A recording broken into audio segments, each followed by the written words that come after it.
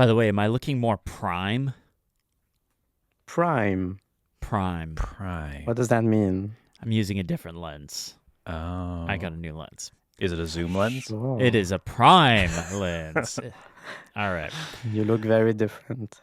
I should look. I literally identical. I'll Yes, that's what explain I meant, later yeah. in a later episode. I should look identical. But it's a different lens.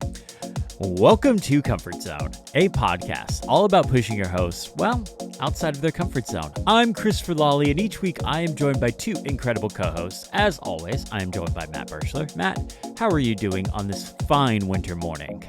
I'm feeling great. I'm feeling crisp, like the weather outside in the beautiful Midwest. Nice. It's so foggy outside. I love it. I love this time of year. And we are also joined on the other side of the globe by Niléane. Niléane, how are you? I'm fine. If you're watching the video, I have embraced that because last year, if you remember, when winter came, I was recording all in the night. Like my lighting wasn't great, and so I thought I would embrace that the fact that it's already nighttime here, and so I've put up some blue lighting behind me. And it's fully nighttime. We've got some snow outside. It's really nice. And now it's raining, so it's not nice. But it's cold. I'm jealous of the snow. I wish Yeah. it snowed more here, especially considering I don't go anywhere, so I really wouldn't actually have to deal with it. Oh, yeah. If you're not going anywhere, snow's great. Yeah, like I don't have to go anywhere. As soon as you have to go somewhere, though, it can be trouble.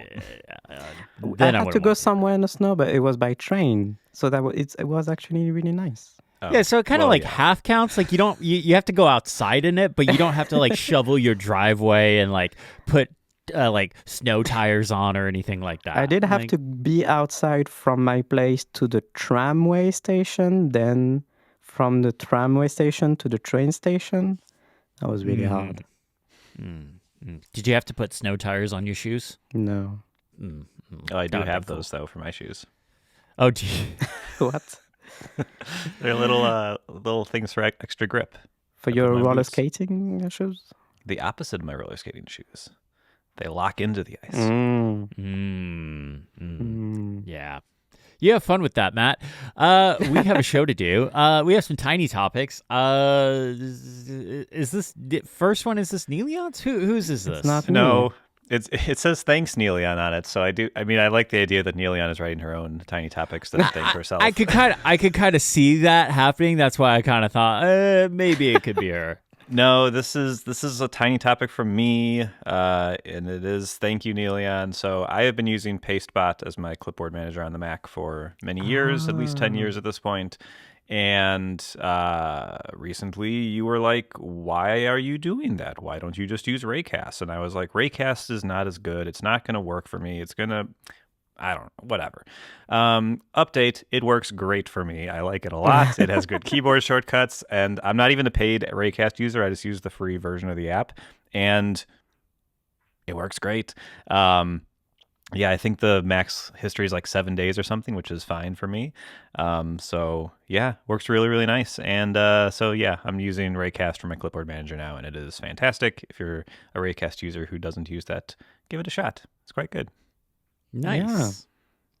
Told you so. Yeah, thank you. So I finally put Tahoe on the MacBook Pro that I have. Oh. Good for you. I'm sorry. I took Raycast off, and I'm just using Spotlight and the Spotlight. Okay. I I've literally tried- taken so many third-party stuff off, and I'm just like running this thing as close to bare bones as possible because all I need it for is like a editing machine for big projects, a Chrome machine, and a Hush machine. I'm just like, I'm so close, guys, so close. I tried to go back to Spotlight on Tahoe to like use the improvements, and it's so slow. I can't. It's so annoying. Searching for apps is like the worst experience in Spotlight, even though that's the core feature of the thing. Like you type a letter, and it takes 2 seconds to find it. And if you think maybe you've got some muscle memory, like maybe you type S for Safari, and if you press enter too early, you're screwed, because maybe it will launch some random file on your Mac that starts with S instead of Safari. Like, it's Maybe I'll end up going back to Raycast, but for now, for the little bit that I've been using it, it's been fine. It's fine. good. We have another tiny topic, and this one I know is from Niléane. Yeah. Yes. It's actually something that somebody recommended to me. A friend of mine listened to the show when I talked to you about my MacBook setup, where now I have an SSD strapped on top of my MacBook to expand my storage.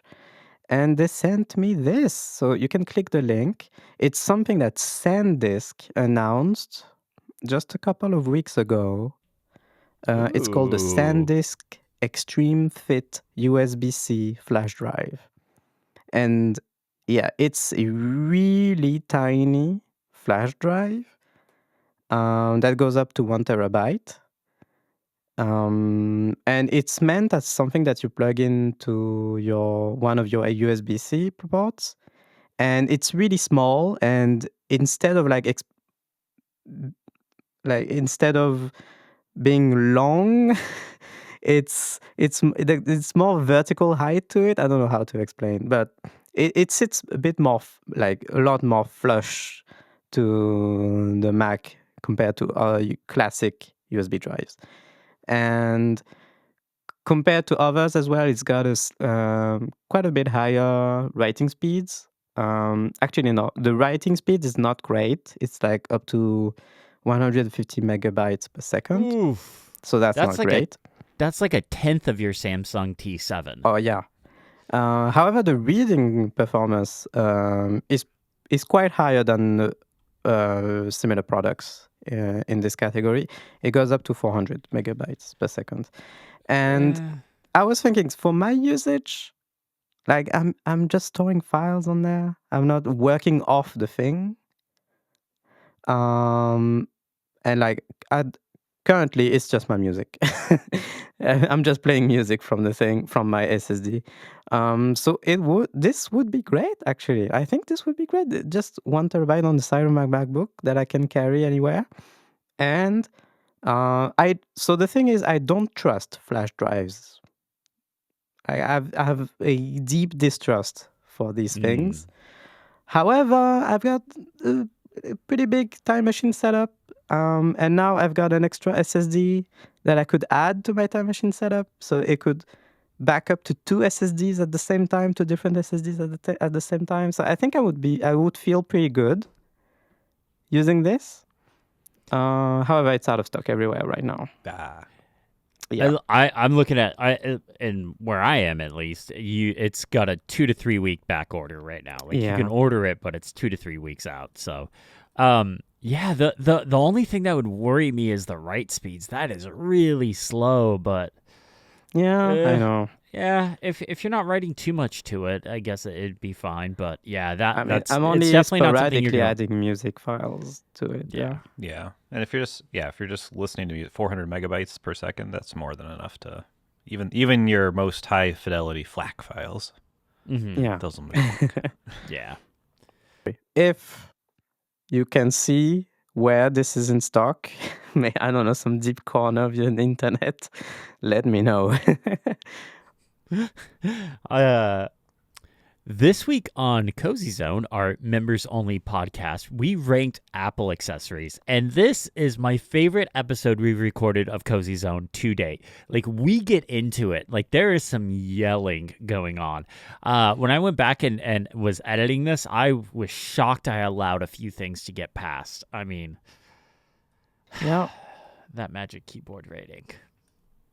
Anyways, this is my favorite one. There's links in the description, show notes, wherever you're listening to this, to go check it out. Like I said, Cozy Zone, it's our members-only podcast. It's a great way to support the show. We really appreciate everyone that checks it out. Thank you so much. And you guys ready to get into the main show? Yeah, let's just say we may get threats from our S tier choices. Yeah. Yeah. Yeah. Yeah. Yeah. Yeah. It's okay. I can take the heat. I'm personally. looking at them right now, and I am now reminded of the one that is giving Chris anxiety. Actually, there's two of them that are insane. There's two that are absolutely insane. Yeah. There are two that belong there, and there are two that are insane. Yeah. I don't even something main show topic. Yes.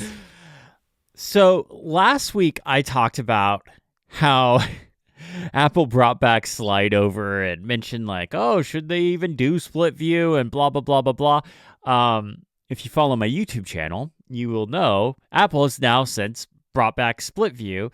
It is currently in the developer beta. I don't know if there's the public beta for it out at the time of recording, but by the time this is released, I'm sure a public beta will be out. Double check with, all the usual suspects. And then basically this is in iPadOS 26.3, and it was developer beta 3 that it showed up in. And this brings basically split view back to the iPad. First off, have you guys seen how this works? And Niléane, I know you don't have an iPad anymore. Matt, I know you do. Have you installed the beta? I have, and it made me quite happy. Were you one of the people that was like, no, I want the old multitasking back? As an 11-inch iPad user, I think the old split screen was far better for me. Ooh, it's so small. You can't have, I could have multiple windows, but I can only see one at a time. So what's the point?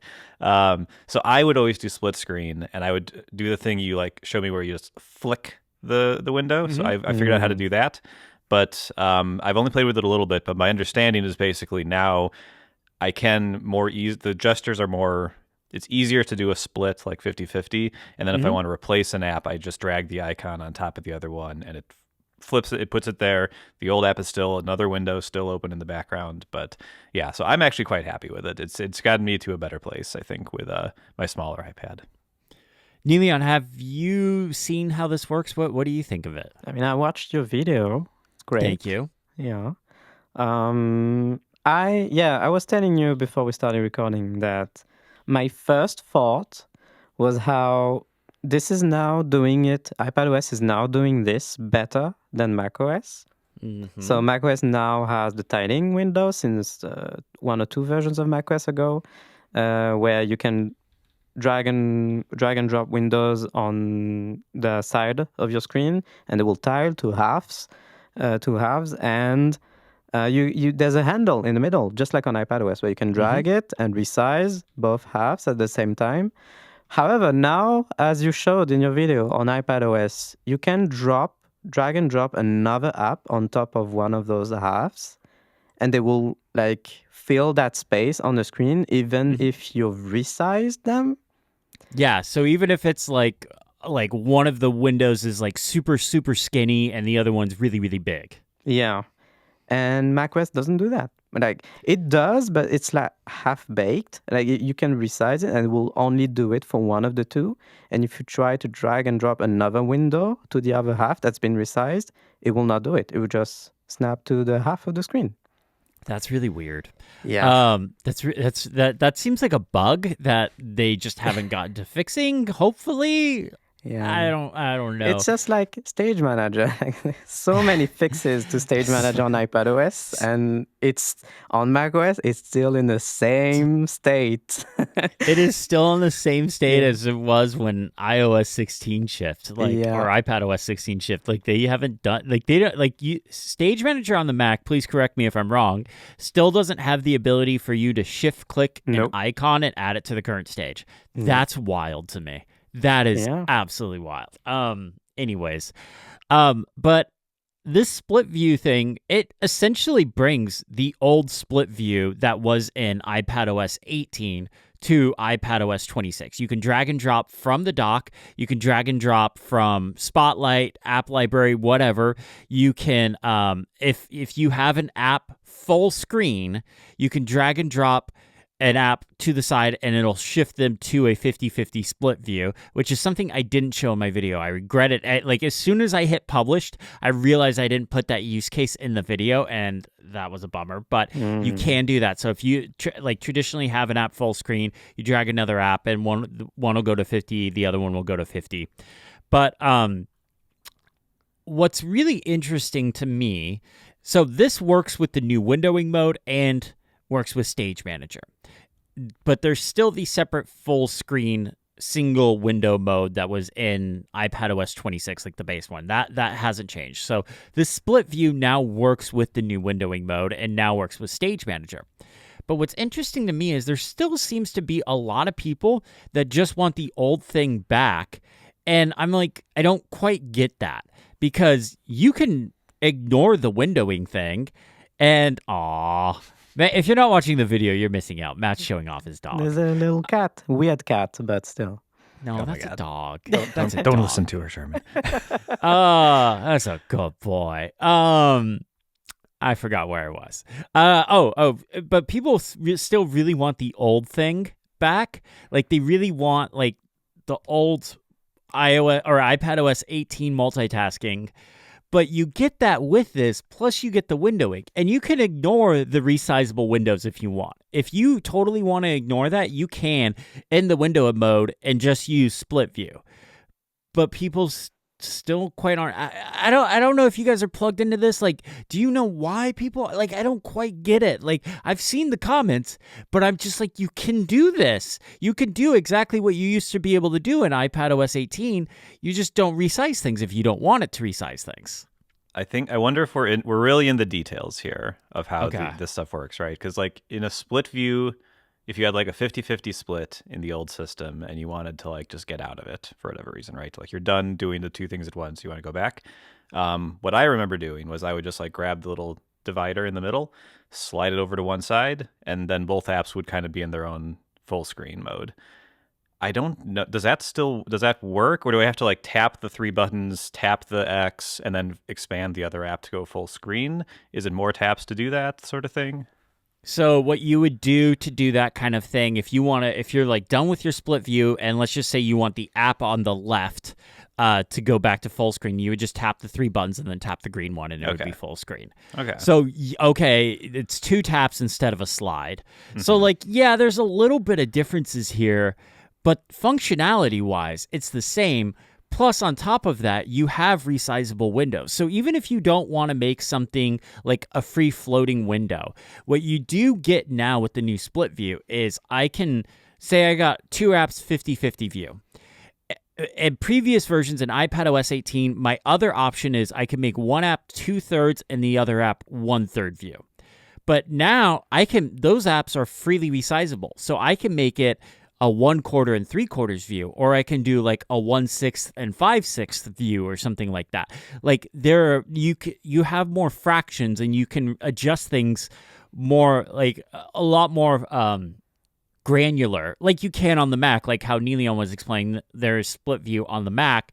You have those free sizing windows. So in my opinion, it's better in just about every way. I think the only way that like I can understand this argument is that with the new slide over, there is no separate multi-window picker. You can only have one app and slide over at a time. I can see that argument. I understand that argument. But all the other stuff, I don't see how it's any different than iPadOS 18. Mm-hmm. Yeah. I don't know. The impression I get from, because I'm more on your side, I think, on this one, Chris. But I do sympathize a little bit because I do have the smaller screen, so I don't really get much value from the multi-window. I think it is really just those little things, and I think there's people who like genuinely don't want free floating windows on the iPad. Like they prefer the iPad because it doesn't do that, and I think that whether they're 100% like right or it just kind of is how they feel, I think they have this kind of feeling with iOS 26 that Apple's kind of given up on them, and they're adopting more what you and I want, which is a more full-featured, more powerful thing. I would imagine, based on what I've read and talked to other people about with this, who like have the different opinion, is that they probably when they hear you say it's the same system, but you also have this, they're like, I don't want the also. I didn't want that. The whole reason I got an iPad is I don't want that. So I think this is the challenge with the iPad of like trying to serve so many people and so many devices from like a 7-inch, like an iPad mini has multi-window. That's kind of crazy. Honestly, it's not terrible. Like, I use it, but most of the time on the iPad mini, I'll just keep an app in full screen. Like, I didn't use split view very much on the iPad mini because it was so small too. So like, but to me, like, you can ignore the floating windows if you want, but like the benefit of the floating windows is you get the ability to run iPhone apps alongside your other iPad apps. You're not getting this like in the old full screen, even the old iPad OS split view mode, when you would open an iPhone app, it would still have the crazy border around it. Now it just floats on top of everything else, and you can interact with iPhone only apps or iPhone only layout apps on an iPad. And that, to me, is a huge benefit of the windowing mode that I'm just like, why are you guys like not wanting this? So maybe I don't think I'm out of touch. Like, I use an iPad, so I have an 11-inch. I don't think you're out of touch. I think there's people with different opinions on this, and Apple's struggling to make everybody happy, as they always have. This has always been the struggle, right? But that's the thing, is I think like there's so many options with this new windowing mode that you can use the stuff that you like especially now in iPadOS 26.3 beta, developer beta 3. It'll be nice when it's all out. You can use whatever option you want, and you can ignore the other stuff. So if you want your apps to be full screen and then you want to do 50-50 split view, you can do that. And if you want, windowing modes, but you don't want split view, you could do that. Like, you can ignore the stuff that you don't want. And I think Apple has done a really good job of balancing that out. And I'm over here, I'm just using it all. Like, I am absolutely just, I love it all. Like, I'm like, just keep adding stuff, Apple. Like, I'm loving this. I'm loving, like, every update is bringing something new to the iPad, though I do expect that to stop at some point and they'll shift focus to iPadOS 27. I don't expect, like, we'll be getting something new every single point update. Like, I'm shocked we're even getting this, but it's very clear that like Apple is listening to people, which is was a big argument against the iPad for years that they weren't, and they're very clearly listening to people. And I have something that I think they could do to listen to people that it would make you two very happy. I think so. We talked last week about like what it would take for you guys to come back to the iPad. Both of you basically, and I'm going to simplify both of your responses. Both of you basically said, I need Mac OS. But what I took from that wasn't necessarily that you need Mac OS, but you need Mac apps. Is that fair to say? Oh, that's a deeper discussion. So I watched deep silence from everybody. Yes, I watched a video on YouTube from one of your like colleagues. Which colleague was this? What's his name again? Quinn Nelson, right? Oh, okay, yeah. Okay, yeah. I respect Quinn. Okay, you respect. Okay. He made a video on iPad about like this conundrum, like, and he pointed out something that's really obvious when you know it, but it's not obvious when you don't. It's that iPadOS and macOS have different limits. Mm-hmm. So, like macOS, there's the I'm paraphrasing what he said very well, very poorly. He basically pointed out that macOS, they're making a compromise where you can run everything you want. And the compromise is macOS will slow down to a crawl if you do too much, right? Like you can go over the performance limit of your machine, while iPadOS will do the opposite. It will constrain you to the limits of the machine, even to the point of jettisoning apps if they're using too much power, memory, or whatever. And I think this precise argument is a catalyst for what's going on. you are kind of right that we may mean that we want Mac apps on iPadOS, but that just can't happen in the current state of the OS. It's fundamentally built differently with limits that can't be overpassed unless Apple changes something like radically at some point in the future. So that's kind of where I was getting at is we have iPad apps on the Mac. We have Catalyst apps. What if there was, instead of bringing Mac OS to the iPad, there was some kind of, I don't want to say emulation layer because that's not what it would need to be. Fundamentally, both iPad OS and Mac OS are running on Darwin. Like they are both Unix based. Sorry, I got something in my eye. Oh. And my optometrist girlfriend isn't here. Oh, no. Okay. So fundamentally, they're both Unix, and they okay, this is going to get, I'm going to oversimplify things. I'm going to completely, everyone that knows what everything that I'm going to say is wrong, just know I'm completely oversimplifying. Apple has smart people. They can figure this out. This is their problem, not mine. I'm just the idea man. Yes. I'm just the idea man. What if they were able to bring over those APIs and those core technologies from Mac OS to the iPad and allow a certain level of Mac app to run on the iPad? And by that, I mean Mac level Safari, Mac level Chrome, Mac level Hush. Get this man Hush on an iPad. Yeah, I know, because I really need Hush on iPad and I really need Chrome on the iPad. Proper Chrome, not what's in the App Store right now, which is just a reskin version of Safari, mobile Safari. So I like what, and I do think there'll be limits because there's stuff like Mac versions of Final Cut that require very specific things that Mac OS needs that I don't think the iPad would be able to do. But that's where the Final Cut Pro for iPad team needs to step it up a notch. And I just put out a video this last week also about kind of like my iPad workflow, what it's looking like these days. And in there, I have a whole section on like where Final Cut Pro for the iPad is falling down. So I won't rehash all that. And honestly, it's stuff I've said on this podcast before. But what if they were able to take a certain level of Mac app and bring it to the iPad and just, be able to port those technologies over? And because like we used to complain about not being able to do certain tasks on the iPad because it was OS level restrictions. But we've gotten past that. We've gotten past so much in the last 10 years since iOS 9. Like we're recording podcasts on the iPad now, people.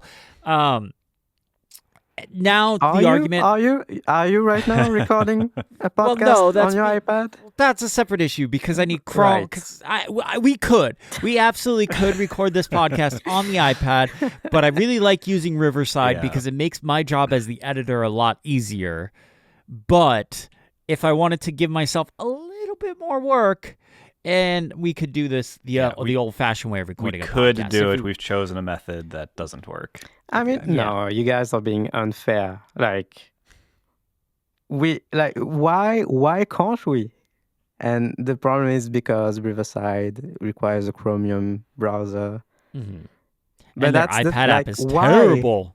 And it's like, why? Okay, it needs a Chromium browser. Then why can't we run a Chromium browser on iPadOS? Well, that's what I'm getting at is what if a certain level of Mac app was literally just being able to be ported over? What if Google didn't actually have to do anything to bring Chrome to the iPad? What if Apple put in that layer, was able to bring a certain level of Mac app over? I mean, I'm extremely worried when you say a certain level of. I basically mean things that are under like Logic and Final Cut and Premiere Pro and stuff like that. Stuff that's not heavy duty based. Like Blender. Blender's working on their own iPad app. Like good for them. I'm actually really excited for that. I can't. I'm terrible at Blender. Horrible at Blender. But I'm gonna play around with that. But. I do think there could be something there, but yeah. I think it would be cool. I think it would be nice to be able to kind of run Mac apps on my iPad by downloading a DMG and unpacking it, and suddenly it's on my iPad. I think that would be cool, and that would definitely help. I'm of course thinking about all the other edge cases that annoy me from like and as I do a lot of development stuff this year, like now as of this year, I'm doing a lot of development work. None of that's possible on the iPad. Like there's literally not a terminal that I can get into to do some things. I just don't have direct access to the system. Maybe would Xcode run? Is that under or over the bar for things that could work? Yeah. So there's some limitations for me. It would certainly help. Like for me, especially like traveling, when I don't necessarily need to do like all that, it would be nice to be able to bring desktop Lightroom with me on the iPad, which used to be, Lightroom is, it hurts me because that used to be like my go-to example of like the iPad and the Mac app are like the exact same thing. And the iPad is just, it's so great. And then they started adding little things here and there, and like the iPad app just doesn't have those. And so like Lightroom on the Mac has got a good number of things. But anyway, I think it would help. It would help me for my like travel stuff. Day to day, I'm still a Mac guy. There's just things about the Mac that are immortal to me, I think. Yeah. I'm just so close. I see the light at the end of the tunnel. I'm so close to there, and I just like I'm just desperate to get over that line. You want to toss the Mac Mini you're using right now into the trash, is what you want to do. Is it a Mac Mini? I would What do you like have right not to now? have a single Mac in this house. Ooh. That would be killer. Yeah, I've even got Danielle on an iPad. She has my old M2 iPad Pro. Such overkill for her. Why do this to her? Because you know what? The only thing she uses her iPhone is her main computer. The only thing she uses a computer for is because she's a doctor. She has some continuing education Zoom calls she does. She uses the Lego Build app as like the instructions when she's building Legos. Ooh, she important question on that. Yes. Does she use the special 3D instructions, or does she use the PDF? I don't know. Okay. Probably I don't know. The PDF is god tier. I really hate the 3D animations, even though they put so much work into them. They're so cool. They're so hard to follow. I'm gonna say she probably uses the PDF. Knowing her, she's gonna keep it like the paper instructions. And there's like a couple other things she uses. Tax stuff. Like she really doesn't do a whole lot on it. And like the iPad is literally the perfect machine for her. She has an old Intel MacBook Pro with the touch bar that we literally lost for like a year. We couldn't find it. Turns out it was in our coffee table. It was in the table. Our coffee table lifts up, like the top lifts up, and there's like this little sink thing that you can put stuff in. Very nice. Anyways, yeah.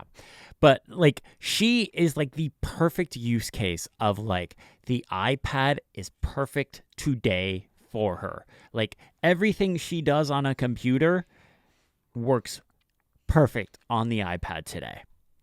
So, yeah. I don't want to rush your dreams, but the fact that Apple has only just added an API to do background tasks, I'm not hopeful that. I think it's because Apple's taking things seriously now.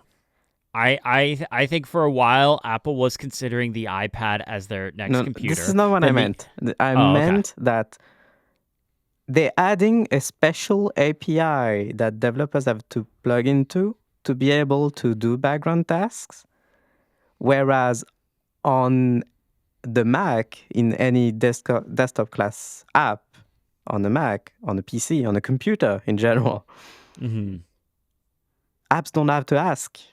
They can just run in the background automatically by default. And this is part of the reason why Mac apps are so great. And I'm worried that because they just added this API that developers have to opt into by hand, and they can't even do it with their own Final Cut, apparently.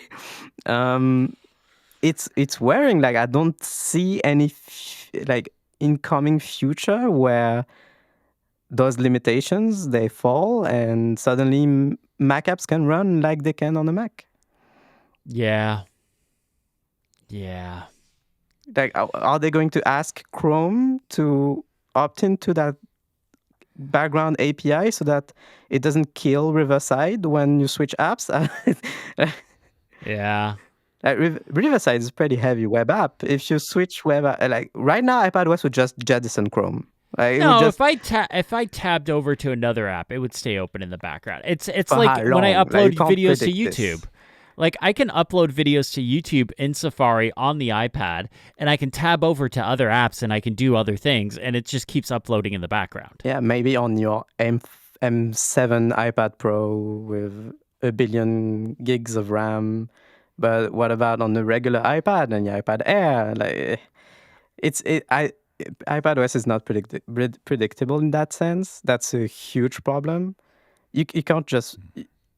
Whenever I had an iPad and switched apps, I had no way to predict whether the app would still run and for how long, and that's not changed. Yeah. So yeah, I'm not. I'm a pessimistic person. But buzzkill. Niléane, destroyer of dreams. I know. I was sucking down the hopium here. Like I was like, yes, I know. Give it to me. It's gonna happen next year. No more Macs in my house. Like this is a Mac-free household. iPad only. Yeah. I don't want Chrome on the iPad if it can't run in the background like any other Mac app. I get that. No, I do get that. Okay, I got one rant I would like to do. Yeah. With your permission. Seems I fair. have one rant. Okay. So, iPadOS 26 added the stoplight controls. And I love the stoplight controls. I've seen some people complain about them. I don't know why. It's another thing that I'm like, I don't get why people are complaining. They're like, oh, it takes up too much UI. I'm like, it's up in the title bar of apps. That space wasn't really ever used. Sorry. Hang on, I'm getting to my rant. You're give me a second. Is it in the title bar, Give Chris? me a second. I am getting there. Just give me a second. You're jumping ahead of me. Okay, go ahead. As Niléane was alluding to, there are some apps that developers have clearly not taken the time to even open up in the simulator and just drag the handle to see what happens when their window adjusts.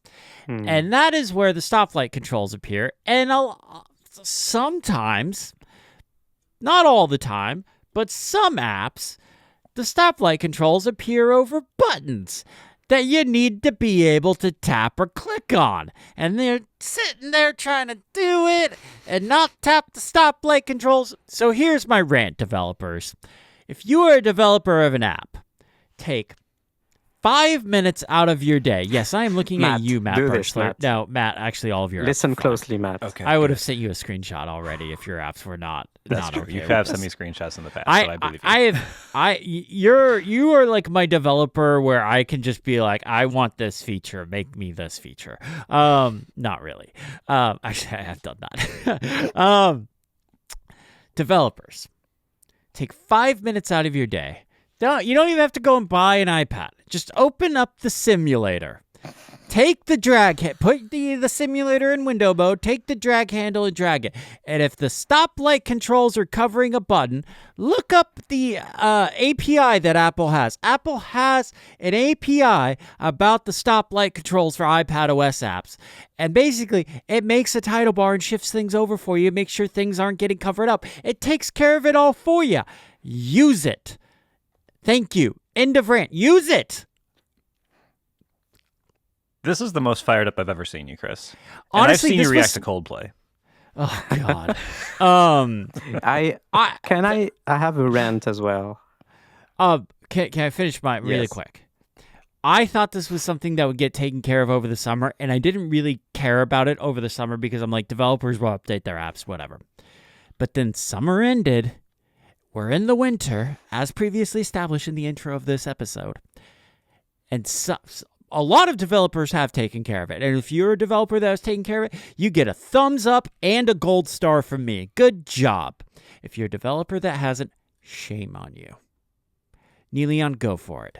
Okay, I think you're wrong. How am I wrong? This is my rant. I don't. Oh my God. I agree with you that it's like this is. I don't use iPadOS. I've only seen screenshots of this, and it seems outrageous. So I sympathize with your anger. I think it's misdirected, though. I don't think it's the developer's fault.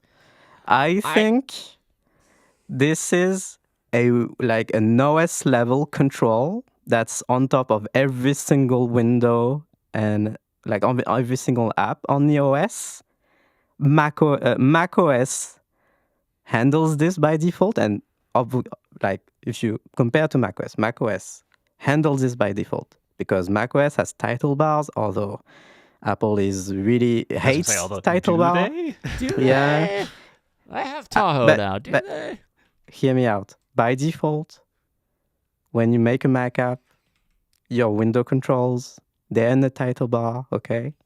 Your content won't go over it. Developers can remove the title bar and do custom things. Like if you want their UI to go all the way to the top of the window and shove the Spotlight controls in a specific way, they can do that. And like a ton of developers do that. And that's great. So you can make more compact UIs, etc. On iPadOS, we're somehow in a reverse situation where there's no title bar, and there's never been a title bar on iPadOS Windows. There is one, but it's invisible, and there's not even concept of title bar on iPadOS. And Apple has decided that there's now this mandatory Spotlight control on top of the window. And you can't opt out of it. It's there, whatever you do.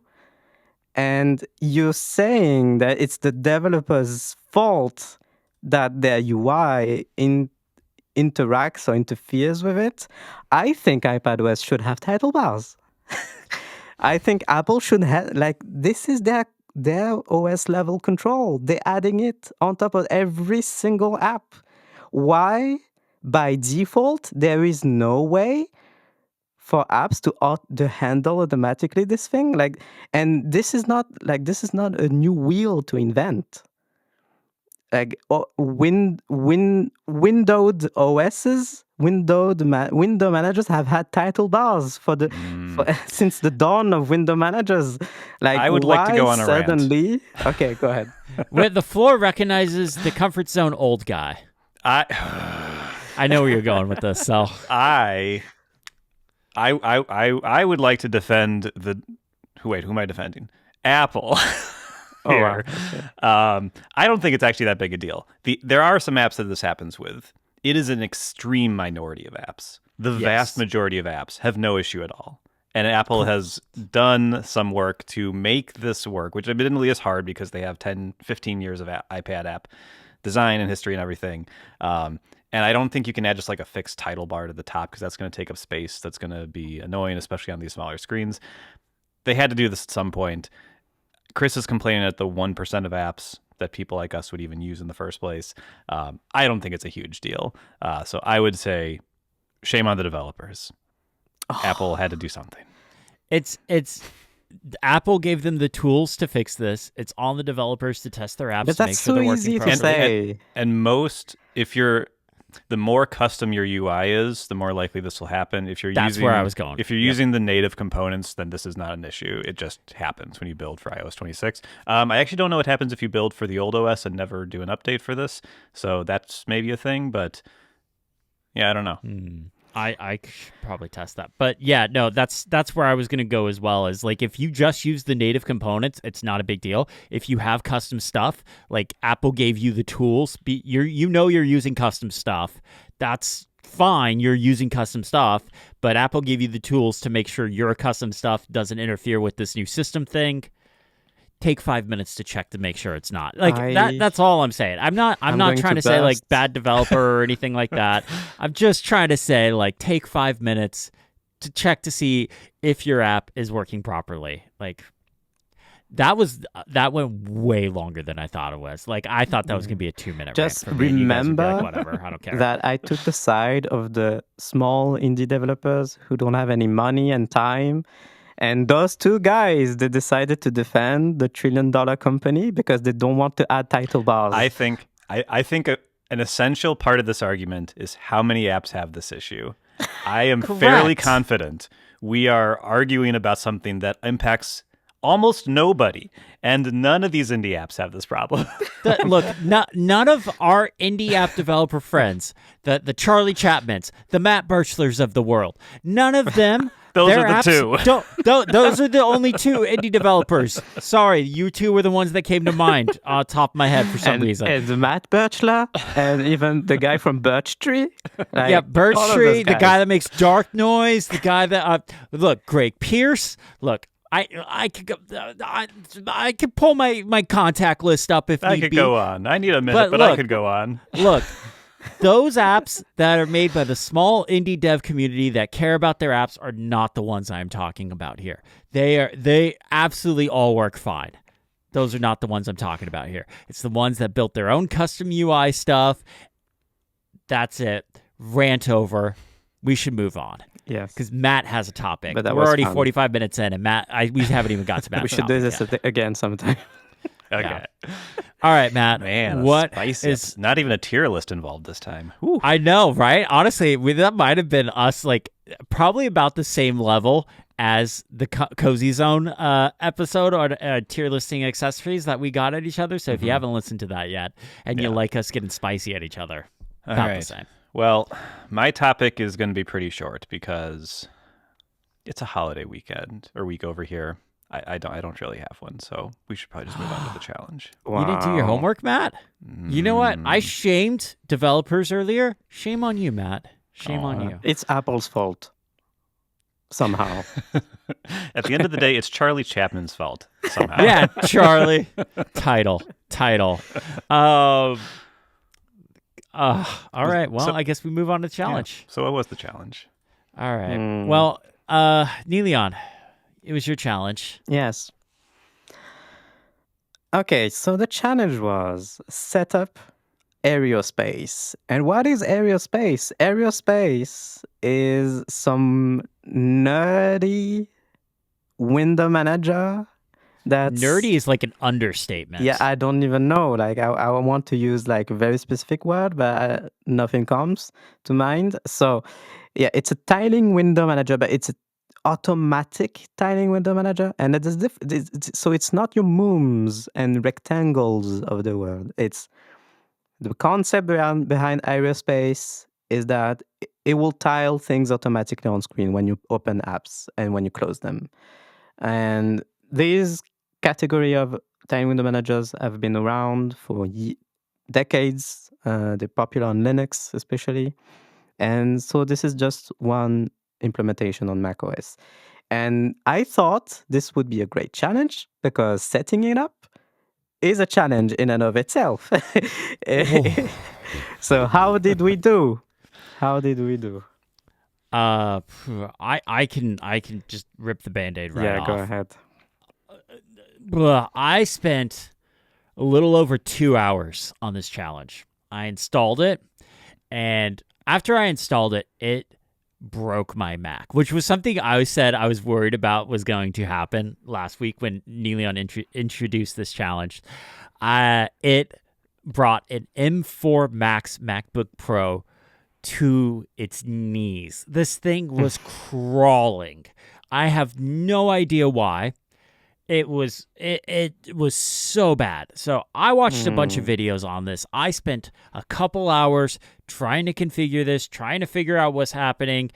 And I just got to a point in my day where I had to move on. And so I failed. I had to uninstall this. I couldn't get it to work. I couldn't get it to respond properly. It did not want to work nicely with my Mac for whatever reason.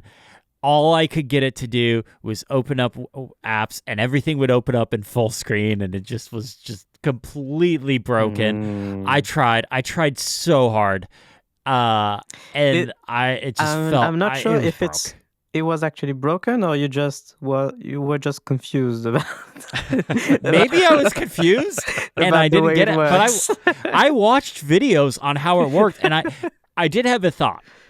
Yeah. I was watching the videos on how this works and how people were using it and stuff like that, and I was like, okay, this is interesting. And I was like, you know what?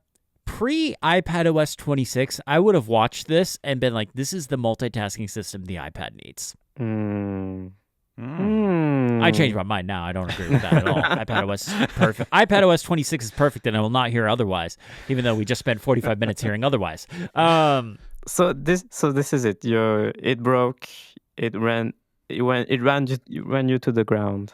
Yeah, everything was so slow. I had to uninstall it. I couldn't figure out why. It was bad. It was a bad time. All right. So What'd you do, Niléane? I'm going to go next because Matt is cooking in his corner, and we'll see what he has to say. But on my end, I was really happy to test like this tickled something in my mind that I haven't felt in years. I used to be a Linux head, as you know, and this was my thing back in the day. I used a bunch of tiny, similarly like built and working tiny window managers on Linux. One, the very famous one called i3. I used that one.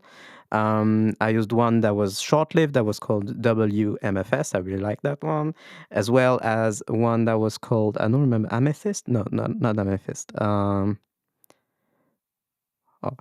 I forgot. But anyway, I used a bunch of tiny window managers like these, and I even used to be part of a small corner of the internet on DeviantArt. Do you know that website where artists used to post their website before they went all in on AI slop?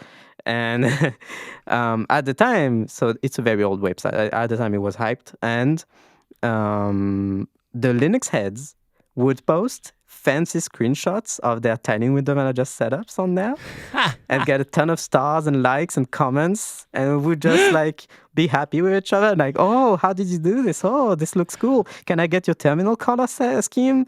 Because mostly made of screenshots, mostly made of terminal windows with fancy CLI apps. CLI command line interface, so like apps that run in the terminal.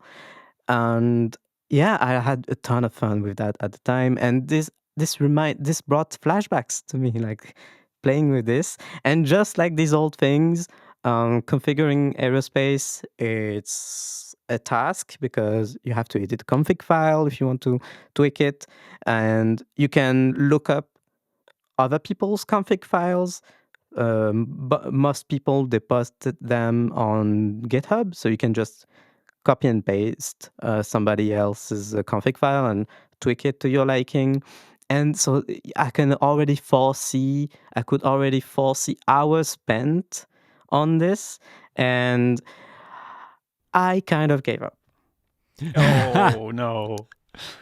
Because I played with it for an hour or two, and it was really fun. Those 2 hours were super fun, and I had fun configuring the way it worked. I changed the keybinds mostly. One really annoying thing is that AeroSpace doesn't work well with a French keyboard. So that was very annoying. So what you're saying is they hate the French. They hate everyone in the world, apparently, because they only have two options, which is the QWERTY keyboard or Dvorak. Oh, right? Oh, come on, people. These are the two options you can choose from, if I understood this correctly. Maybe Matt will correct me, because now he maybe he's an expert now on the thing. But yeah, so with a French keyboard, with the layout begins with AZERTY, AZERTY. Bunch of keybinds were broken, and you could not fix it. So that was really annoying. I had to work around that a lot. Anyway, so I gave up because I thought, hey, I also remembered when I switched to my first Mac, and how refreshing it was to use a Mac after all those years of Linux. And uninstalling AeroSpace, it felt like that again. Felt like a breath of fresh air to be able to just move windows around freely on screen, and it looks pretty, and I don't have config files to edit. So what I'm hearing is Niléane now appreciates macOS Tahoe. Okay, quickly move on. Yeah, I guess. The one thing I want to mention is that something I've noticed is that there's a solar system of apps that gravitate around AeroSpace, small companion apps that people use. And one of those that I want to shout out is called Janky Borders. I've linked to it in the show notes. And I wrote in our document, this needs to be a native feature to macOS. So Janky Borders, what it does is it adds a thick border around the active window on screen. And it's useful with a tiny window manager because it's easier to tell which window is active on screen when you've got a bunch of windows tiled next to each other on screen. And I'm guessing the reason why it's easier because when you're using a tiny window manager like this, windows don't overlap, rarely overlap. So you can indeed have a hard time to discern which app is actually active. So this adds a nice highlight around the active app on screen. And I found myself using janky borders even without AeroSpace, just like that, because I really like the very distinct border I can have around the active window. And I think this should be a feature that's native to macOS, maybe as an accessibility setting, because it makes it very clear. It's really nice. Yeah, It's kind of... Oh, I think we're going to say the same thing. You go ahead. Yeah, the accessibility feature, increased contrast. It kind of looks like increased contrast, but specifically just around the active window, not around everything. Oh, yeah. I was going to say it reminds me almost to the pixel what the Apple TV does when you do increased contrast. Yes. Which I think should absolutely be on by default. It's insane to me how the active thing is identified in tvOS. But anyway, that's cool. Yeah, and janky borders, you can change the colors, the thickness. It's really nice. So there you go. My part is over. I really liked it for the 2 hours that it lasted, and I was happy to go back to a floating window mess on my screen. Oh, nice.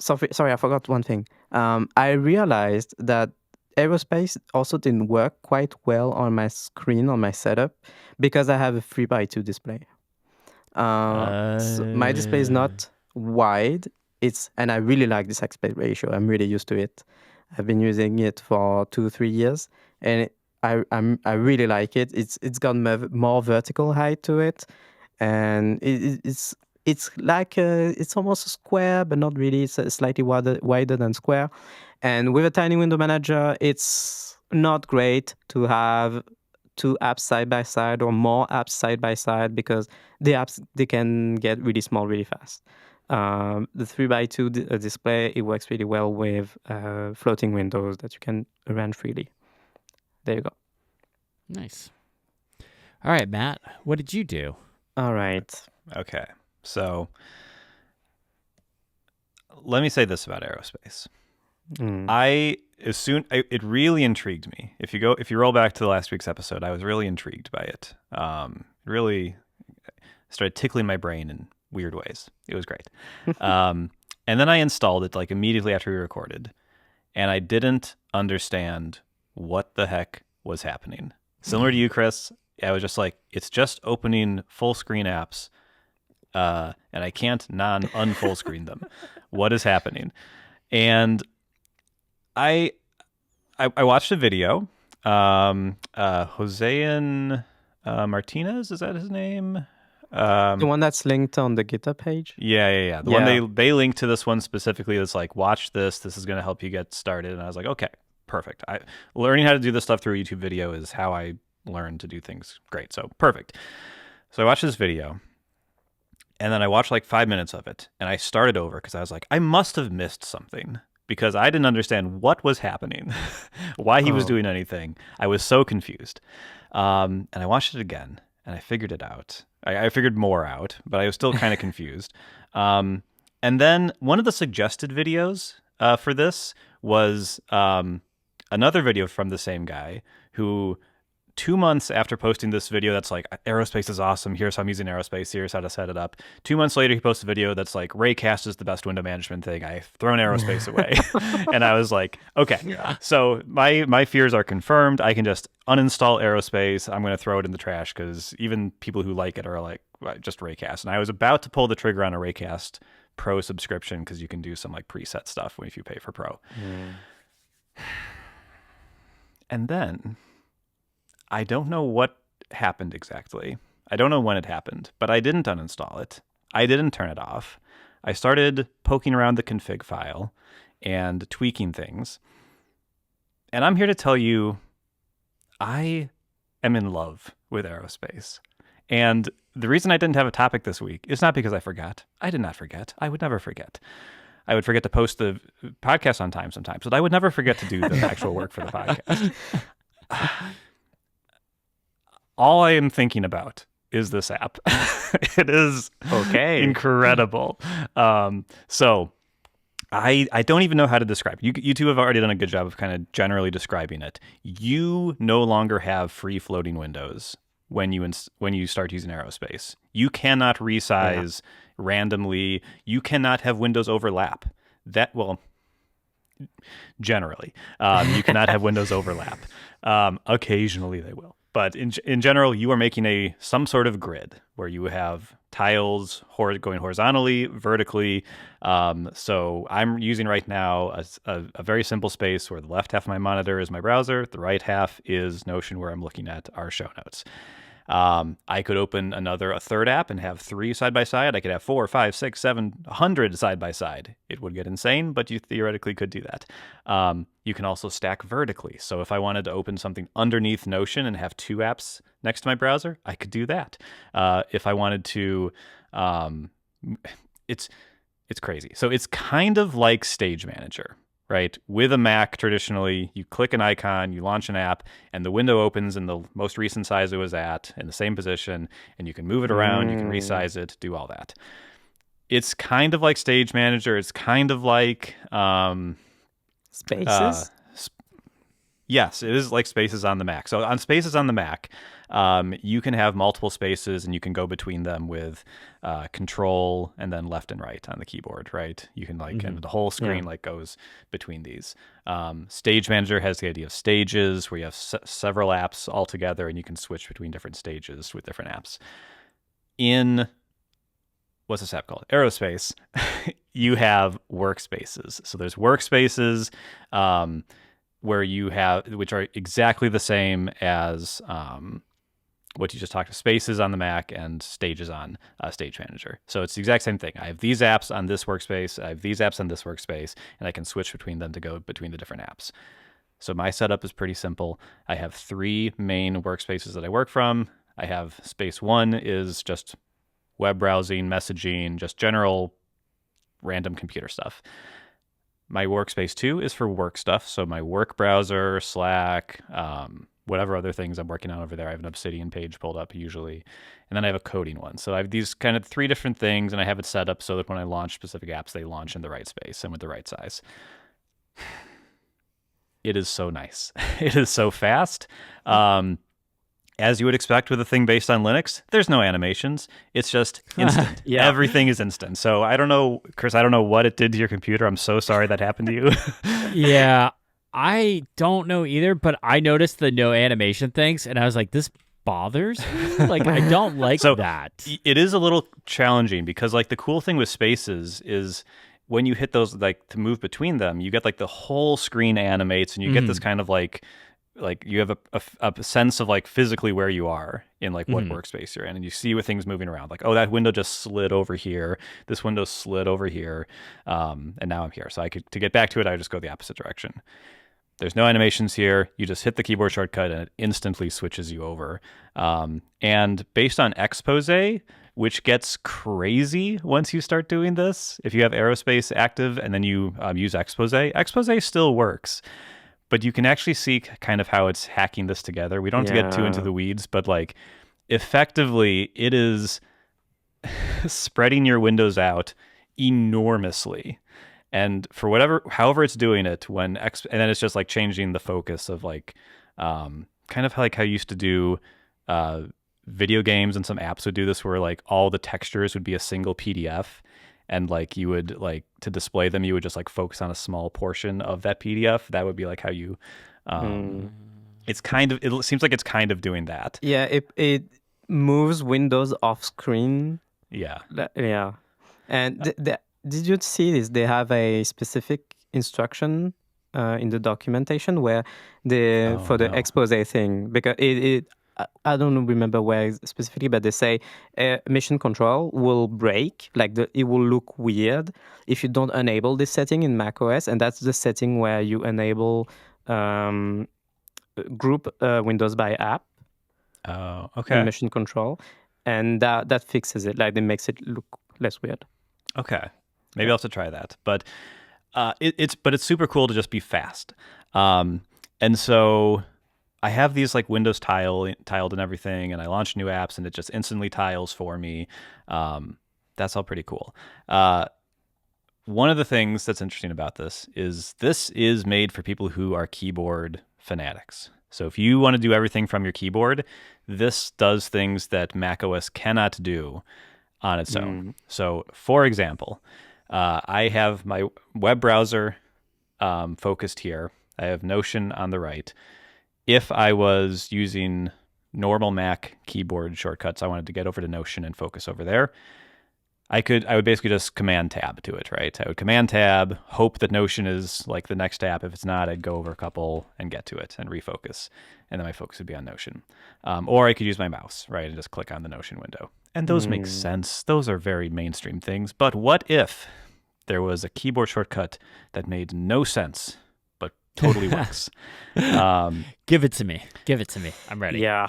So I am on the left window. I want to move to the right. Option L changes my focus to the right. Of course. And if I wanted to go back to the left, back to my browser, Option H. H. Why didn't they use HJKL.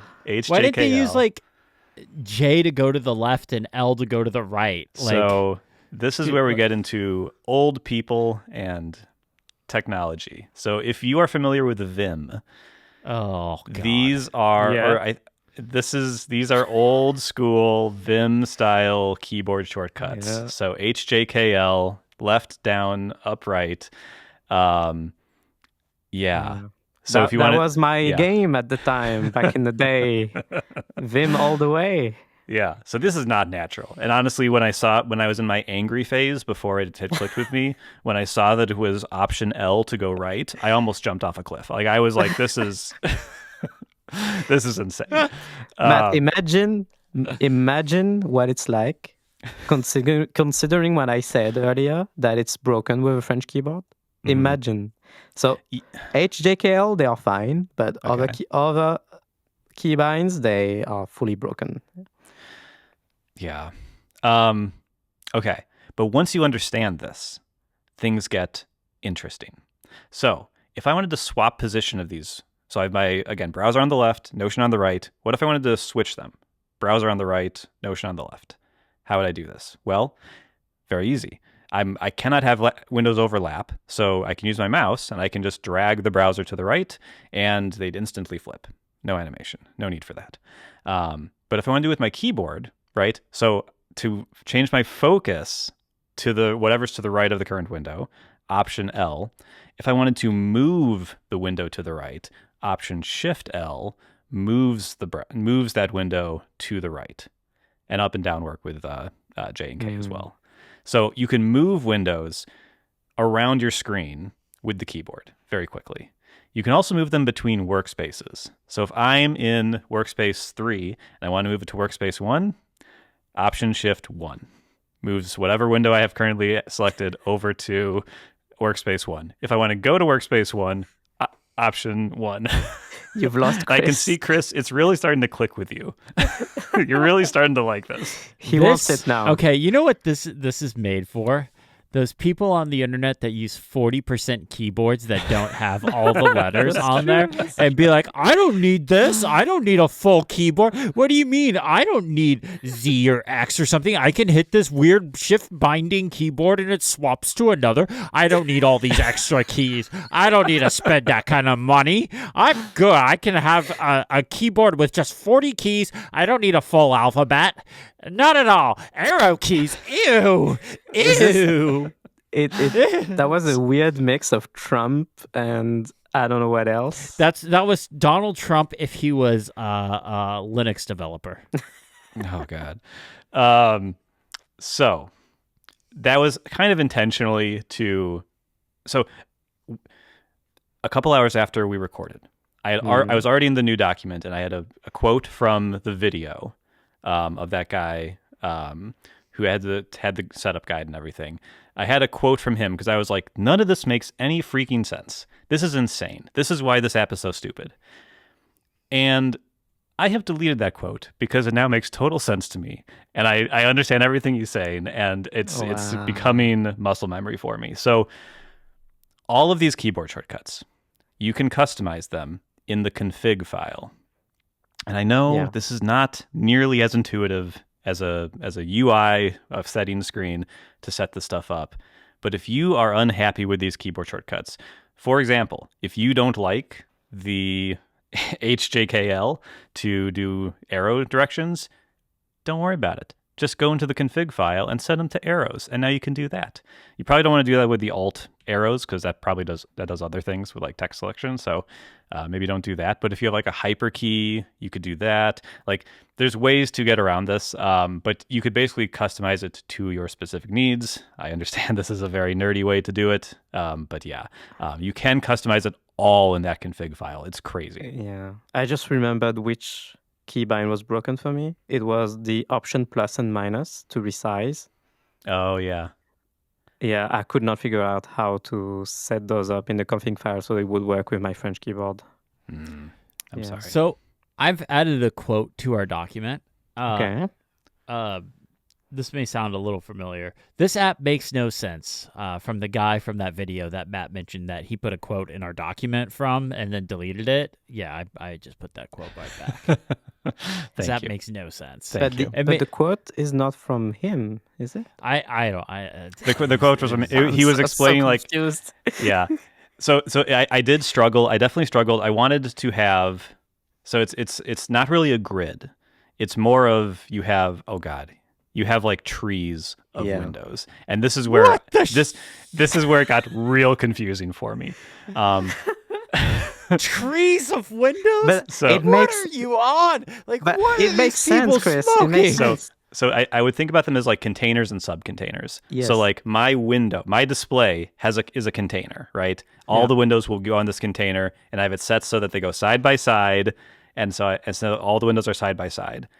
But how do I do that thing I talked about earlier where I have Slack on top of Obsidian? Well, I can't do that if they're all side by side, right? Yeah. But I can because I create a sub-container. Again, these are the wrong words, but it's a sub-container with just those two apps, and those have a vertical split. So that's a vertical sub-container inside my other container. And I'm so... Yeah. I know this sounds crazy. Everyone listening looks like Chris right now. Is losing their minds, thinks this is so stupid. But something happened in my head, and I'm sure I'll uninstall this by the end of 2026, this will be uninstalled. Or this is my life now. I don't know. But it is, at this exact moment, I am so thrilled by it. There's tons of other customizations you can do. On top of that, you can adjust the padding, so you can have zero padding between them. You can have some spacing between them. You can adjust how much spacing there is around the edges of the screen. It plays nicely with the dock and the menu bar, so it just works with those. But I actually had to play with some of the padding because I also found another app called Sketchy Bar, which lets you create a custom menu bar for your Mac. Oh, yes. I'm so excited about it. I saw this one. To every single person that complains to me about iPadOS 26 multitasking or windowing, I am going to send you this segment every single time you bring it up and say, would you rather have this? I mean, Okay, tell us about this custom menu bar now, because apparently you need that on top of You don't whatever need this. you don't just need mentioned. this. But you sent me down a rabbit you hole. sent us a screenshot. This will be in the show notes, right? Yeah, it will. Yeah. Yes. Okay. The whole thing is blurred, by the way. You So, can't yeah, even the actually screen- see anything. So first, the screenshot is really funny because you blurred yourself on it. I did. Yeah. Instead of opening things that he could show and explain to people like, hey, this is how it works, he took a screenshot and blurred the whole damn thing. I am nothing if not authentic. These are real world examples. I'm not just trying to contrive some sort of use case. I'm actually using it. He I'm a opened hero. every single confidential thing he could have. Yeah. Yeah, it's a good screenshot, but it'll give you an idea of what The I'm doing. funniest thing is that you blurred yourself. I can't get I didn't even think about it. I was just like, literally nothing of here can be shared. Why didn't you open something that could be shared, like an Obsidian document or something, and just type "Hello He's World" authentic. or He something? wants to Nah, share that's not what it's authentic. like. Yeah. But anyway, on that screenshot, there is the sketchy bar, like There is. the custom bar, and I love this so much because this is what I had back on the Linux days. I would make my custom Oh. bars on top, and you Okay. would feed the data into them using shell scripts that run on the Yep. cron job. Yep. Oh, so many memories. Yeah. So this, I've barely scratched the surface of what's possible here. I just got something that looks kind of cool with my blue wallpaper, Yeah. and yeah, it's fun. I wish you could click on it. I have to like hide the actual menu bar and then like bring it up, and it doesn't. And since there's no background to the menu bar anymore on macOS, it's actually really messy. So maybe I should just add the background back if I'm doing this. But anyway, Sketchy Bar is also an interesting app. There's this whole world, and I guess what I wanted to say at the end of the day, this is why I love the Mac. It's crazy Yes. stuff like this. I love that if I was unhappy with macOS windowing, I don't need Apple to fix it. It'd be nice if they did, but I don't need them to do it. I can install something insane like this, and I can have a whole different experience. Genuinely, Chris, if you came over and used my Mac right now, you would scream. You would be so angry. You would be like, nothing works. And I am so happy that I can do that.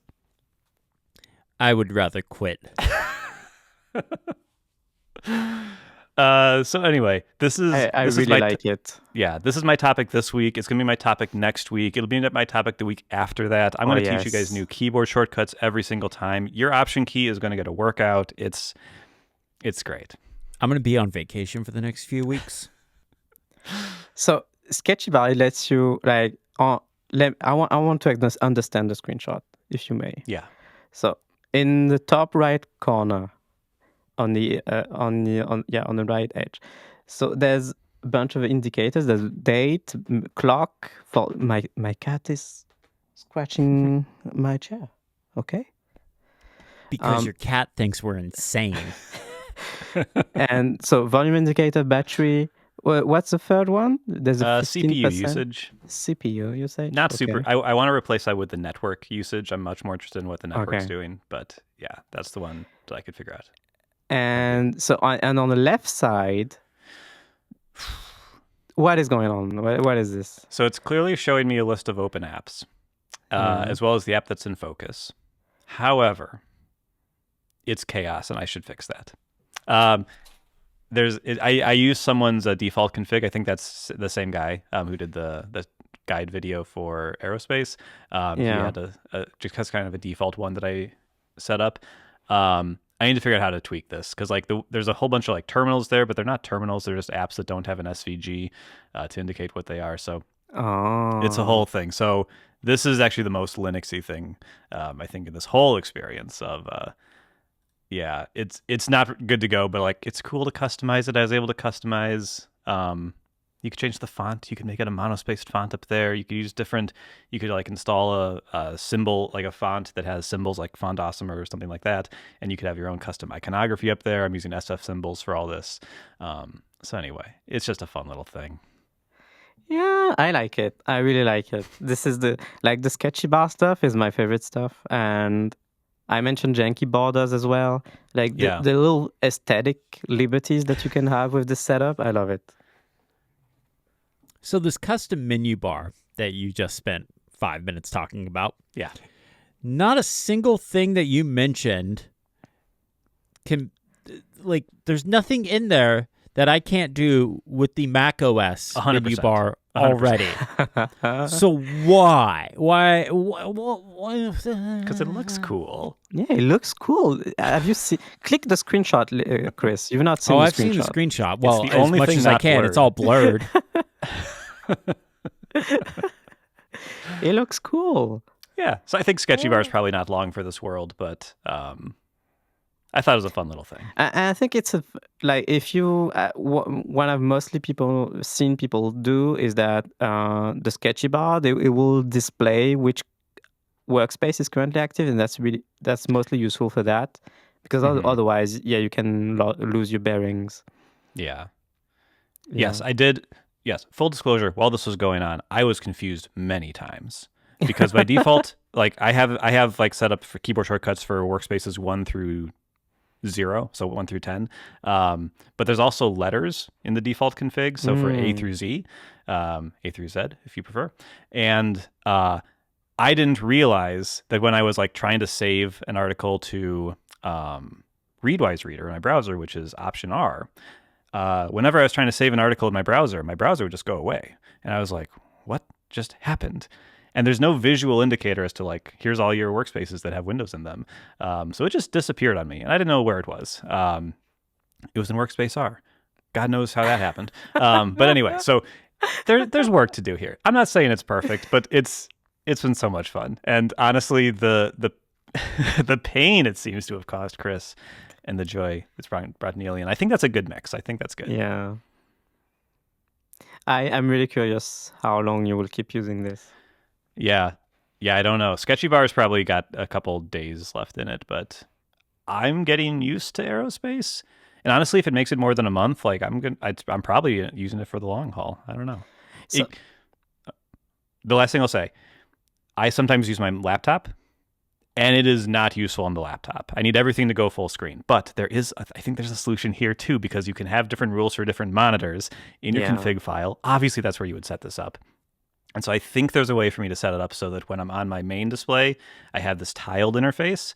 But when I switch to the laptop screen, it'll automatically switch to a catalog? It's something else. I forget what they call it. Oh no. but there is a floating Accordion. Oh, and there's a floating mode too. So you can have Windows specifically still float. So I forgot about the accordion mode. Yeah, it's nice. It lays out your windows slightly below and on top of each other, so you can always see a slice of every window. Yep. Yeah. So I'm trying to figure out how to make it automatically do that when I unplug the big monitor. So, but I'm sure it can be done because infinite customizability. Somebody's done this. So how mouse friendly is it? Like, can you, for example, looking at your screenshot, like if you drag the call here, in the browser on the left, if you drag that to, let's say, the rightmost column, does that replace it? Does it swap? It does. It does. Okay. Yeah. I've not tried this. I'm trying to think if it swaps or if it just. I think it will. It won't swap them. It will kind of move them. So as you move the window in real time, it will kind of shove. So in the screenshot, I have arc on the left. If I start dragging that to the right, as soon as it passes Slack and Obsidian will scoot over to the left, and then Granola is the last one over there. That'll scoot over once I pass that. So it's really a drag and drop, pretty intuitive. Okay. System. Okay. That's nice. All right. I'm happy because I finally came up with a challenge that has had a ton of impact on one of us. And yeah. Oh, it's had a ton of impact on all of us. Okay. And look forward to every single challenge I issue being some sort of AeroSpace config update. Oh, yes. For You years guys are to going to come. need to find a new host and editor. Oh, yes. The AeroSpace podcast. Here we come. Okay. I'll compose some music. All right. So Chris is gone. I will take over. Thank you for No, wait. There's still... we're doing a new challenge. Yeah. Unfortunately, I have to come back to the Welcome show to because it Comfort is Zone. We're doing my all of it. challenge. Starting Yeah, from can we top. just like restart and just do this all again? I think we Yeah. got all just like, Okay. replicated. No. Welcome to Uncomfortable Area. We are a podcast all about getting out of your uncomfortable area. Yeah, this is probably the nerdiest thing we've ever done. It lit a fire inside me. What can I say? I'm glad it worked for you. Will there be a YouTube video, a blog post? I want all of it. I think there has to be. Yes, I think I need so. to understand it better. I feel like just I'm an idiot muddling my way through it right now. I feel like all I can express is joy, which is I think what I've done in this podcast medium. I think for a YouTube video I need to like be able to like show here's how you do it so that people like me in the future don't come to this video and it's like, why is he so excited and why is it broken on my machine? You got to start the YouTube video off by like, this is going to break your machine, but I will walk you through it. Unless the more you mention this, Chris, the more I think you really just did not understand what was going on and thought it was broken, but it was working as it ended. 100%. That is what feels like happened. The slowness is interesting, though. That is probably exactly what happened. But I didn't have the time or the patience, and also like the Mac isn't my main machine anymore, so it's like I don't want this crazy multitasking system for like when I need to edit a video or run something through Hush or record a podcast. Like, I don't know. Do you want to get into like service mode? So you go into service mode. We have a new challenge for H. next week. The challenge next week is my challenge. You guys can go ahead and click the little spoiler thing in our document. Okay. And it is to find a good Black Friday deal on a piece of tech or tech accessory, something like that, then bring it to the show. And there will be a winner of the challenge. And how you win this challenge is whoever gets their co-host to buy the new thing. So if you get like one of your co-hosts to buy something, you get 1 point. If you get both of them to buy it, you get 2 points. You kind of get bonus points if you already have the product in hand when we record next, which will be on Black Friday. So I don't know how well this will be for our listeners, like if those deals will continue. Sometimes they do, sometimes they don't. But we are recording on Black Friday. Black Friday deals are already happening. Search your tech bag, search your things, search your feelings, young one. You know it to be true. But yeah, there will be a winner. And so basically you need to tailor your pick for what you know about your co-hosts. Okay. So glad AeroSpace isn't something that is on Black Friday sale. You can't buy it. It's always free. God. I mean, so anyways, I talked earlier about this flash drive that I want. So if you can find that. Yeah, should I just bring the flash drive? Yes. I mean, that's the thing is you would get 1 point with that, but I'm not interested in that. If there's a deal on it and 2 it's points. available in stock, you'll get a point from me. I mean, that's not really how it works, but okay. No? What? I mean, if you're gonna buy it already, so you'll get like if Matt was to bring that and he had it and was like, hey, this is the thing, and you ordered it right then and there, then you would get a point. But there's no way I would order that. So Matt would get 1 point if he brought it. Oh, and you can only bring one thing.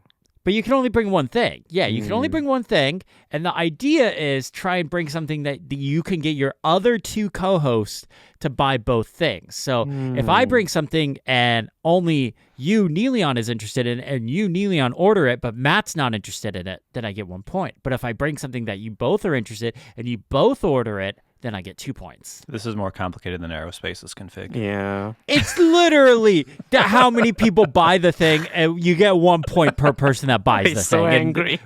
With a maximum of 2 points. I actually totally get it. It's fine. So I need to Google dad things like. Sure. Yeah. What's to buy your dad for Christmas? Yes, a Father's Day gift guide, something. I'd like a new barbecue. There you go. There you go. Actually, yeah. All right. Thankfully, this brings us to the end of the show because, oh boy, do we need to wrap this one up. But we have an end of the show question. This one was sent in via our feedback form. Feel free to add whatever you want in there. Play along with the challenge. follow up on topics, but especially if you have questions for us, like if you want to know something about us, our history, About something we like, we AeroSpace. dislike, whatever. No, nothing about AeroSpace. I will delete those. We have a feedback form. Please feel free to send it in questions and anything else.